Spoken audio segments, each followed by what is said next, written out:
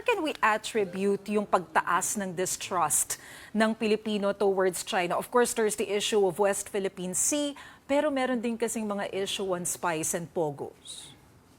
Well, it could be all of that. We didn't ask why in our surveys, but definitely a lot of it has to do with the tension, no?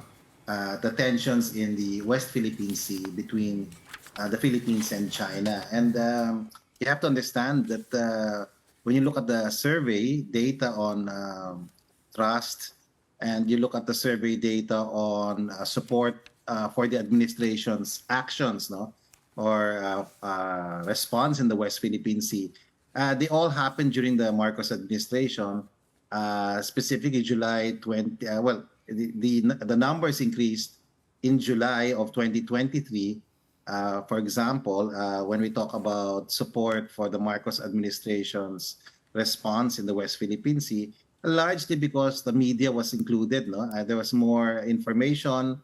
The media was there to take videos of the harassment, and I think a lot of people became more aware. It also was seen in our surveys that Filipinos' awareness of the dispute in the West Philippine Sea also increased for the most part of July 2023. And when you look at the survey also, most Filipinos have, if not all Filipinos have a position on the issue.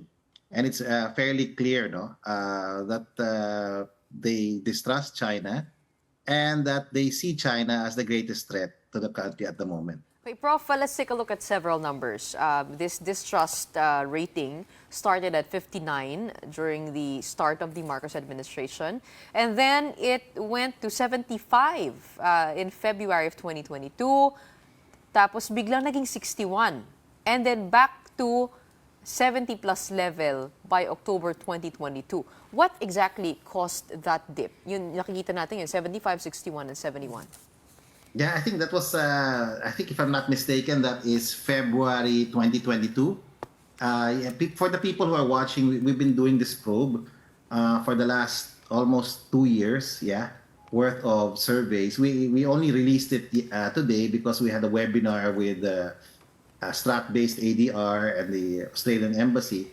And we thought that we would slowly release numbers that we have been calling about the West Philippine Sea dispute and Philippine-China relations. And I think that dip in trust ratings, if I'm not mistaken, we're referring to the trust ratings, no? Or the improvement in trust ratings would be in Feb 2022 related to the fact that China opened some bridges. And so maybe there's some positive effect, no? But by and large, the trend since then has been deteriorating as far as trust is concerned. Yung ba yung friendship bridge sa ano? Sa may Samal? Yung po ba? Hindi sa Binondo. I think it's Sa Binondo. yeah, we're trying to find out, but Okay. what we do know is that this is in the National Capital Region where there's a yes. slight increase. This was the opening of the Binondo bridges. Do you Ayun na remember nga. that? Okay. That period, no? When the bridges were finally completed, Feb to April yan eh. So I think we captured that.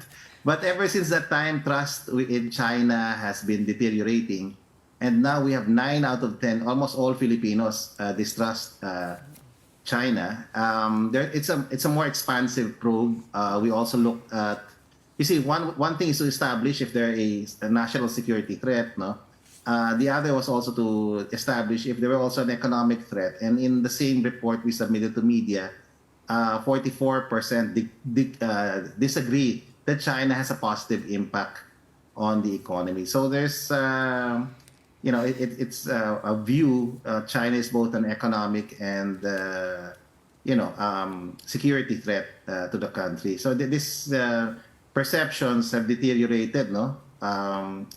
And it's up to some extent galvanized also. They become much larger majorities over time.